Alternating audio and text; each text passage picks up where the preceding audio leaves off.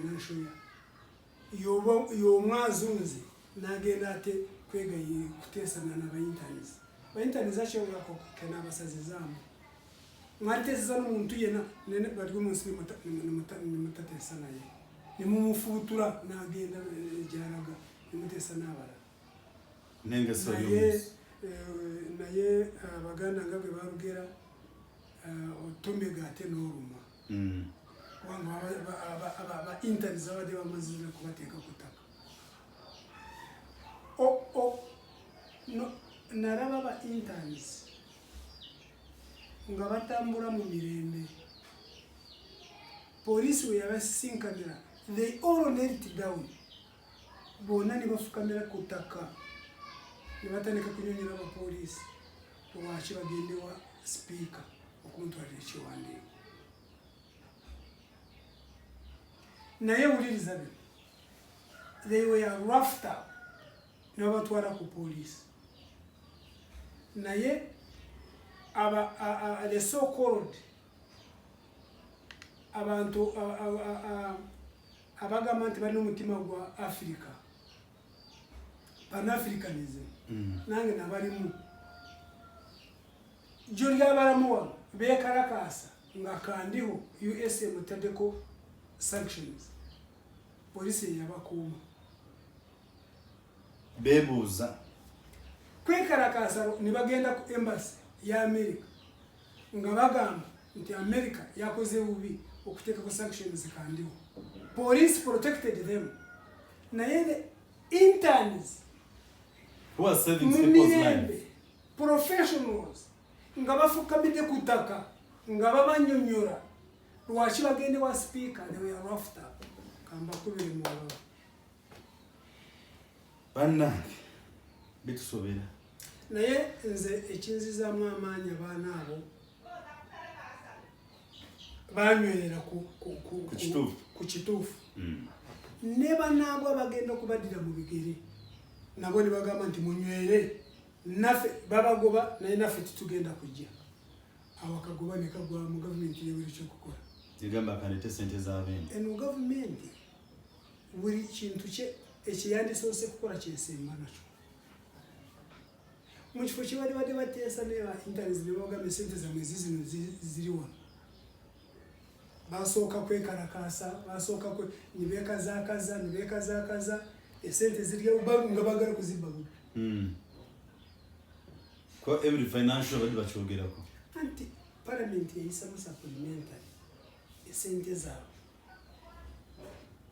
naye minister ya health ngakota dine permanent secretary kubanga ya accounting officer ye yali badava na gamba sente ziri nibasirika mpaka bane wabaterede kuninga esente nibazisese na gamba zizi parliament chitwali bade to stress tusibako esira kikimu esente ziri mu made muganye kubawaza made bugana ku made mubwachi made mu kweseza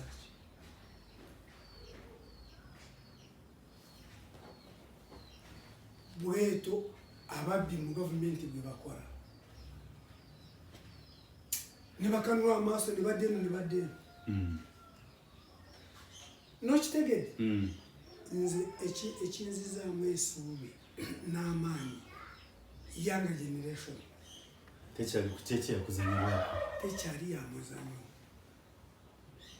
I am telling you abo bana be babade bamara ku graduate ngo basaga ku street nera ngabacha bagira government amaze ku street emyaka 3 tamanye washa amaze ku myaka 3 as we talk now bamazira kutegera ndi turi ku street wa government butafanye kutunyeza imirimo buri kasenta kaje abakabano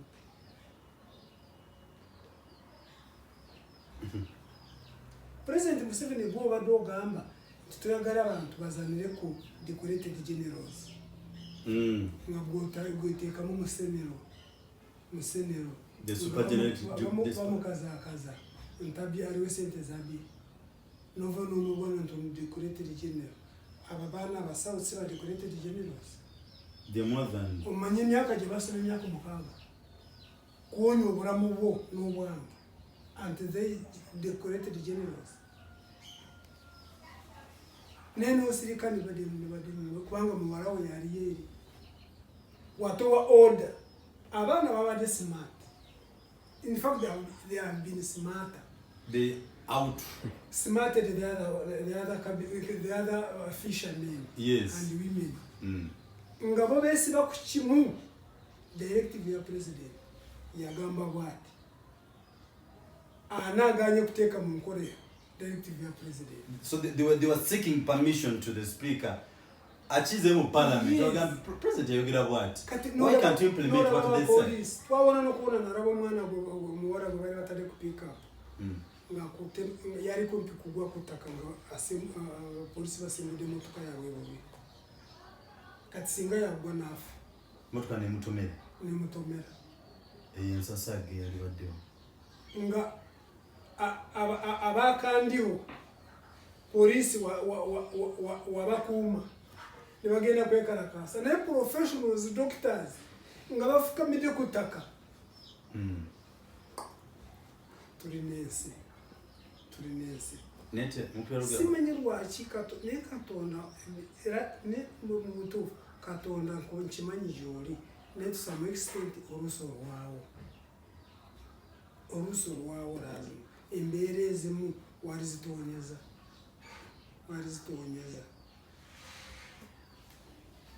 era embeera ezimu azitonya.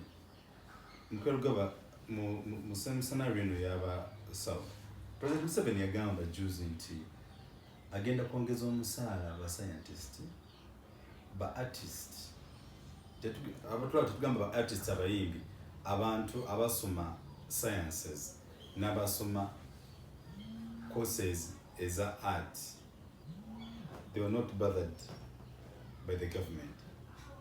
No government evudde yegamba egenda kubongeza omusaala. Bo bana abasawo basoma biki in the sciences.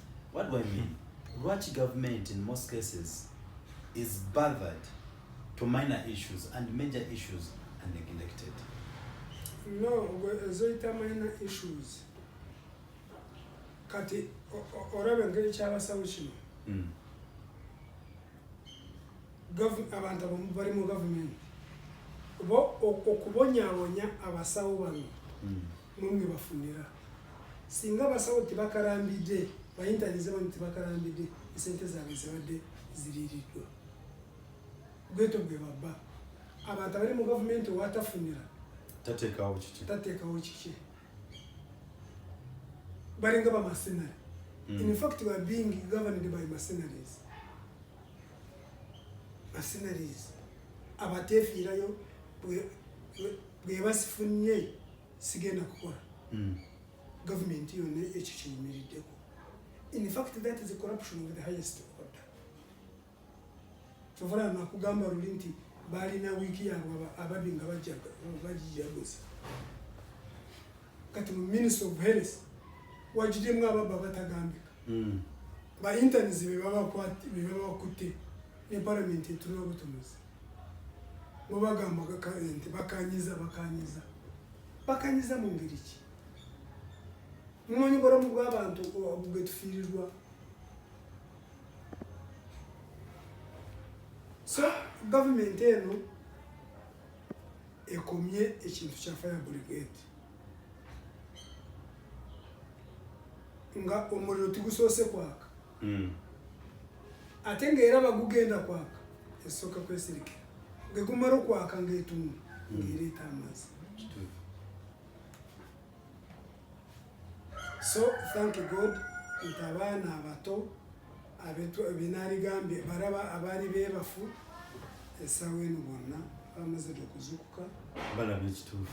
Abo bantu lazima abo abaana be bagenda kunyuma eggwanga lyaffe. Ffe kati nze nobwe tuvaawo this young generation egenda kwenunula.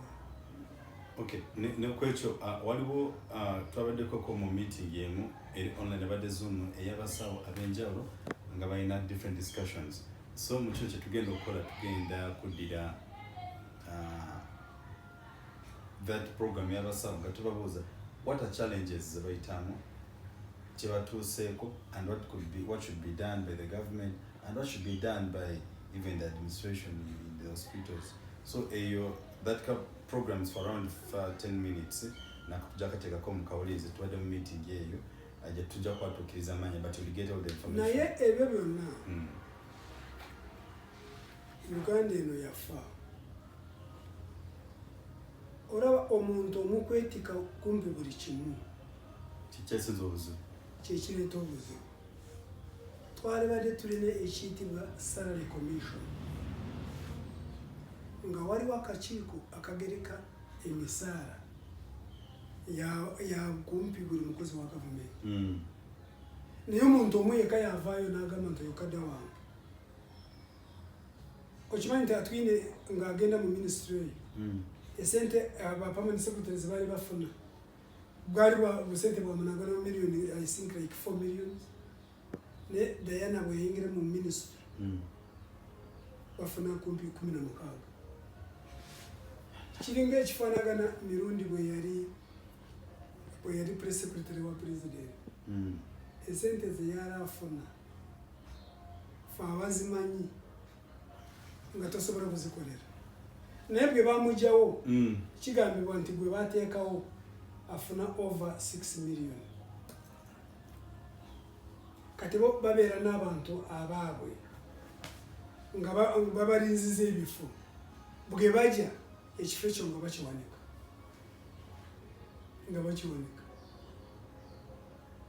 so government yalibadde n'ekintu kiyita salary commission. In fact n'ababaka ba parliament tibalibadde na buyinza obwewa sente. Salary commission yalibadde esalawo erina okumanya nti buli munnayuganda bw'abakola mu gavumenti bw'abakola kino alina kufuna sente bweziti. Omugugu ne bagujja ku president obutamala buli gwaba omulimo yasalawo ono kadde wange ono mwana wange taata wange nali naye Tanzania ojja kufunanga bwezi. So nga tunatera okumaliriza nebaza ba interns n'abasawo abalala abavuddeyo n'okusingira ddala n'abanaasi. Director General wa Health Services bwe yawandiika ebbaluwa ng'agamba nti bafulume. Eyo bbaluwa yaleeta omuliro. Bonna banaasi bonna badokita bwe mubakwatako naffe ffenna tubizidowenga rebba tulabe engeri gye munaakolamu ebintu. Ekyo kyekyayambako. Naye nga tulina abantu abafuna omusaala mu gavumenti abalikoze ebintu nga beesirikidde. Okay. Ekyo kirungi nnyo. So banansi basically medical fraternity naddala ba interns nze mbayozayoza kuba this is a serious an achievement. Naye ate nsaba ne even other sectors ziyigire ku bano. Yes. Gw'onywerera ku kituufu osasulwa. Bayigire kuba kono kwa doctors. Yes. Kuba in fact by interns bano basinga ba teachers. Ba teachers basinze okubona abo wansongeri ekitongole ekibafuga nga bano ge balina medical association